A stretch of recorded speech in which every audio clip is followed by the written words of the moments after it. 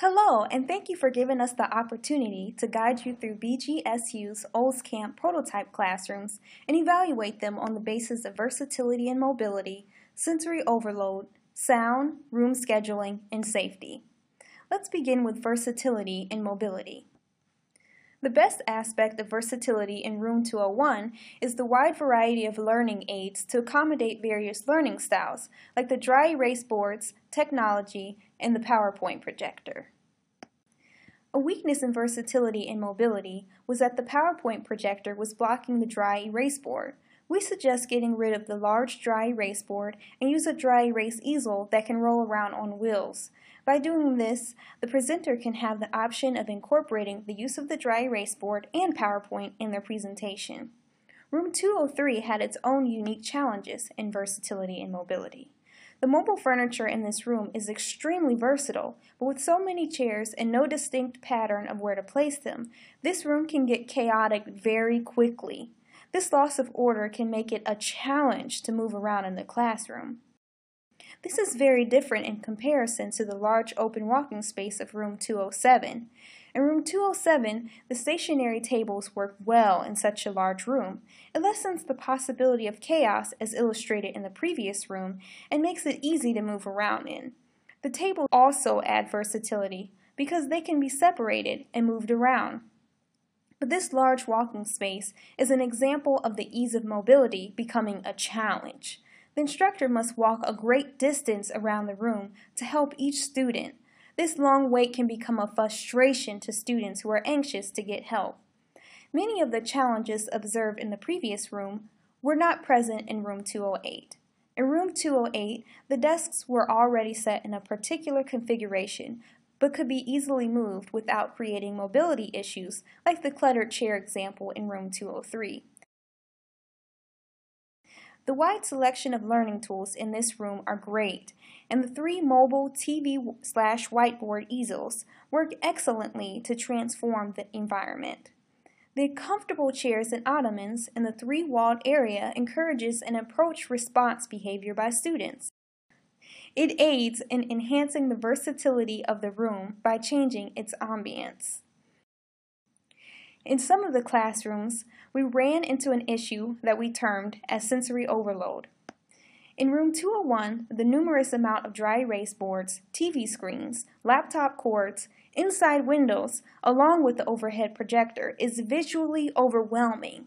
We suggest hanging something like a wire bin on the wall near each group area to store group whiteboards, dry erasers, and markers. This would immediately reduce the appearance of clutter. This room is strong in group collaboration functionality. Another suggestion could be to eliminate the overhead projector and whiteboard altogether so that this room will focus on group work. In Room 208, the dry erase desktops are great for providing an additional learning tool for students, but a remarkable surface may tempt students to draw and write during class, thus making them a distraction. Room 207 was also filled with an immense amount of sensory distractions. We counted 21 whiteboards, 2 clocks, 9 TV screens, 3 projector screens, and windows. It is difficult for students to focus with so much going on. The sound in itself was also a contributor to sensory overload because it is hard for students to hear the professor. Out of all the rooms we visited, only Room 207 has the challenge of the room being difficult to hear in. We imagine a professor with a soft voice would have to shout in order to be heard by the class over the echoing of class movement. After speaking with the professor in the classroom, we found that our assumptions were correct. It was also reported that during quiet class times, such as during test taking, that the size of the room made small noises very noticeable and created a major distraction. It was suggested that the ceilings be lowered, ceiling drapes be added, or including acoustic materials in order to help resolve these issues. Room 208 possessed its own unique qualities when it came to sound because of the 3-walled area. The positioning of this area in the back corner creates a sound barrier from outside noise. This works well in further dividing the space. A great feature that would have enhanced all of the classrooms would have been the technology to view the availability of the room as well as be able to reserve it. This would really help maximize the effectiveness of these great spaces. Students like to know they are secure in a classroom in case of an emergency. In all the rooms, the safety from a student's perspective was well done. We noticed room capacity signs clearly marked, telephones in all rooms, and multiple exits to accommodate for the size of the classrooms.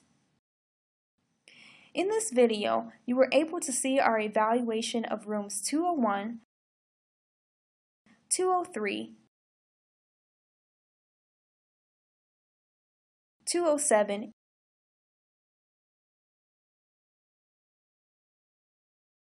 and 208 on the basis of versatility and mobility, sound, safety, scheduling, and sensory overload. We would like to thank you once again for watching.